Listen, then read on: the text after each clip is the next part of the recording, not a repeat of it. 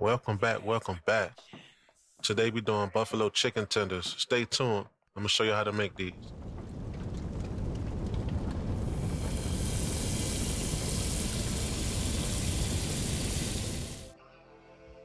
All right, the first thing we have is our flour and cornstarch mix. This is for our breading. We're gonna season it up later. We got our buttermilk for marinating. We have our complete seasoning. We have our mixture blend that I made. It'll be in the description for you if you're interested. Parsley, Parmesan for garnish. We're also going to use chicken seasoning that's going inside the marinade mix as well, along with this buffalo sauce. You can use hot sauce if you want to, or whatever sauce you want. Use as much as little as you want. And here's a star to show the chicken breast. All right, so now we're going to go ahead and clean the chicken breast. Personally, I don't like biting into chicken and biting into gristle or any type of bone or skin or anything like that. See all this right here? I normally cut all that stuff off. On the side right here too, it usually be worse than that, but it's actually all right. Same on this chicken right here. You can do the same thing. Cut all the fat off, all the gristle and skin and all that stuff off. Now what you want to do is go ahead and cut off all the fat on the side of the chicken right here. You see right here on the side? I cut that little strip off. It usually be like some type of gristle in there and like fat and all that stuff. It's like a real hard texture that I can't deal with. I don't like it, so I cut it off. Usually when I go to restaurants, I get chicken breast.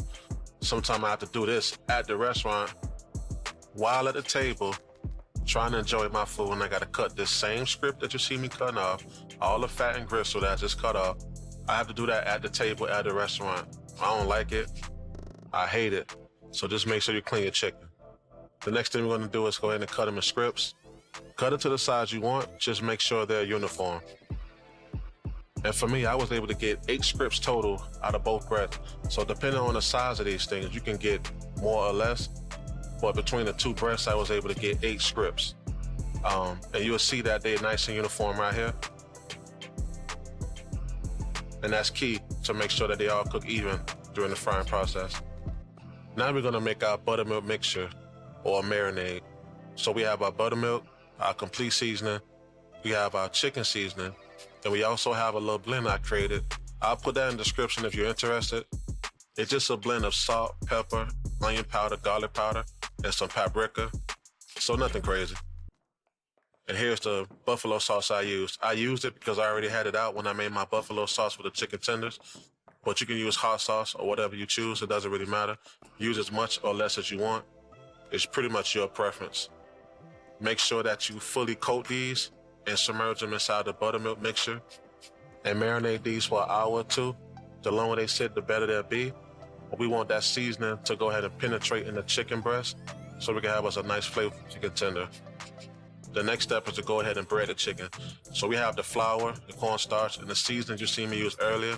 This is what we're using to bread our chicken with.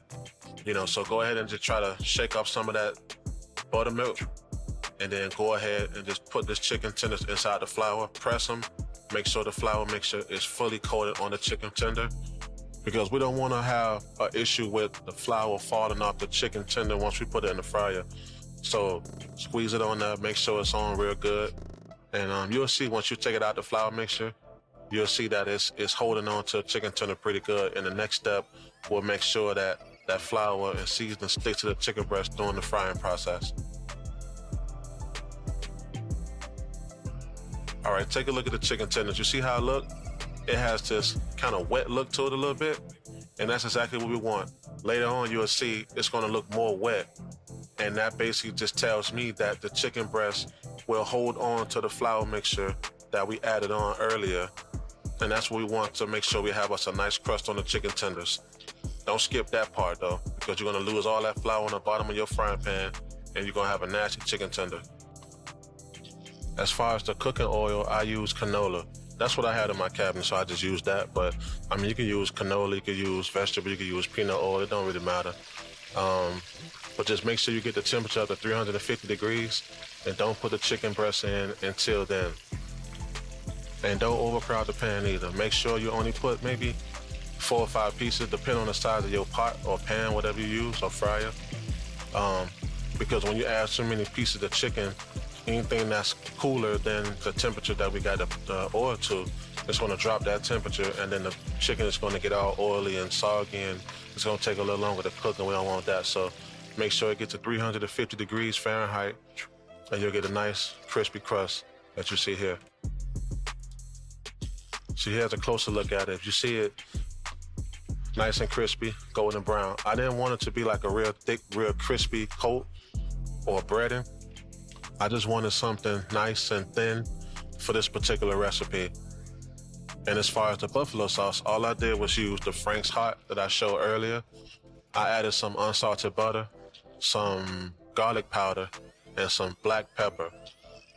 That just really kind of level up the flavor of this sauce, because it come out the bottle. It's kind of got like a vinegary flavor to it, which is cool, but I wanted to add a little bit of flavor to it.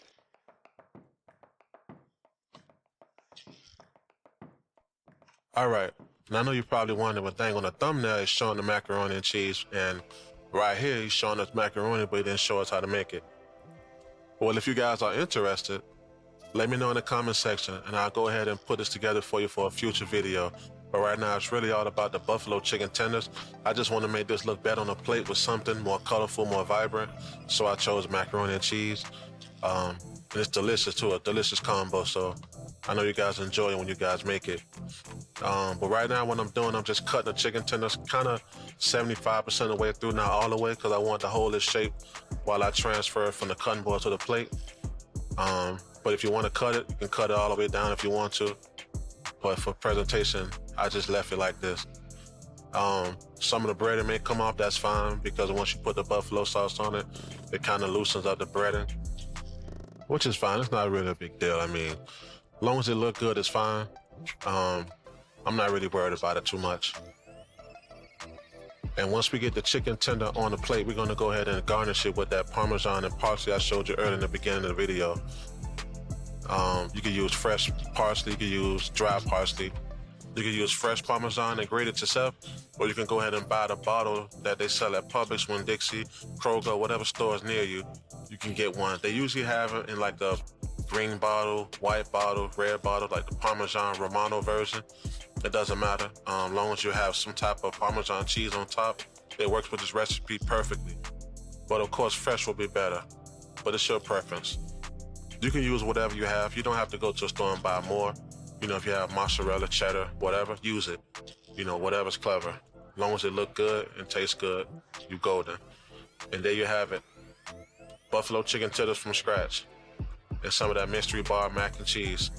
If you like this video and you want to follow the journey, please subscribe, like, and comment to this video, and let me know what you want to see next. Thanks so much for watching.